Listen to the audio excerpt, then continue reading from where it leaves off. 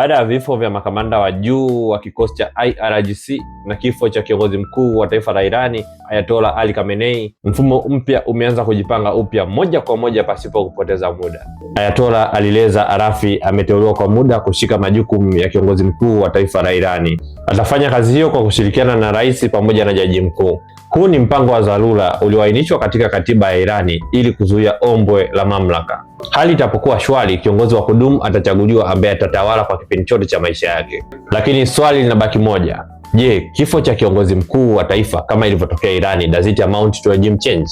Kwa maana halisi si regime change. Regime change inamaanisha kuvunjika kwa mfumo mzima wa kiutawala wa serikali husika na si kufariki kwa kiongozi mmoja ambaye labda alikuwa anaongoza serikali hiyo. Turudi Irani. Irani ina taasisi, kiongozi mkuu ni kilele, lakini nguzo kuu ni vyombo vya dola. Moyo wa mfumo wa Irani umeshikiliwa na Islamic Revolutionary Guards Corps, kwa kifupi IRGC. Linadhibiti vikosi maalum, linasimamia uzalishaji wa silaha muhimu ikiwemo makombora, lina nguvu ya kiuchumi na mtandao wa kikanda. Kama IRGC bado ipo imara, basi mfumo bado unasimama na hauwezi kusema regime change imefanyika pale Irani pasipo kuidondosha IRGC. Kuondoa kiongozi wa juu wa taifa hakumaanishi kuangusha utawala. Kama kweli Israeli na Marekani wanalenga kubadili mfumo, wanalazimika moja kwa moja kuizofisha IRGC kwa kiwango kikubwa. Hiyo ni pamoja na kuharibu miundombinu ya makombora, kuvunja mtandao wake wa kijeshi wa nje na kupunguza uwezo wake wa kifedha na kiintelijensia. Lakini hilo si jambo ambalo linaweza likatokea ndani ya siku moja. Wakati huo huo, rais wa Irani ametangaza kisasi baada ya kifo cha Ayatollah. Amesema ni wakati wa kulipiza kisasi na mashambulizi makali yataendelea dhidi ya maadui wao. Naye Donald Trump, rais wa Marekani, amesema wazi, kama Irani itaongeza mashambulizi, itakutana na nguvu ambayo haijawahi kuonekana. In short, vita ya kuvutana imeanza kuonekana wazi. Kwa upande mwingine, Irani inaonekana kucheza karata mbili kwa upande mmoja. Inaendelea kuishambulia Israeli vikali sana na inalenga kambi za Marekani pamoja na aseti zake zilizopo katika nchi za Saudi Arabia, Kuwait, Bahrain, UAE na kule Oman. Mashambulizi ya taifa la Irani si ya kubahatisha kama watu wanavyodhani. Yanalenga magara ya silaha, mifumo ya ulinzi na miundombinu muhimu ambayo labda inaweza kutumika katika operesheni mbalimbali za kijeshi dhidi yake.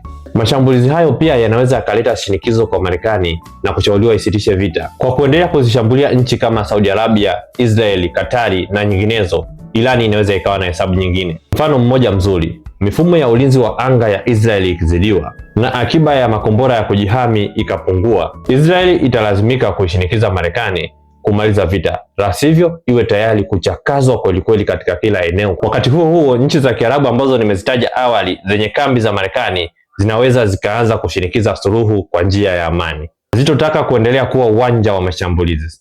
Hivyo Irani inaweka pressure pande zote. Mpaka sasa nchi ya Israeli na kambi za Kimarekani zimekumbwa na mashambulizi makubwa sana ya makombora, lakini kupata picha kamili ya madhara ni vigumu sana.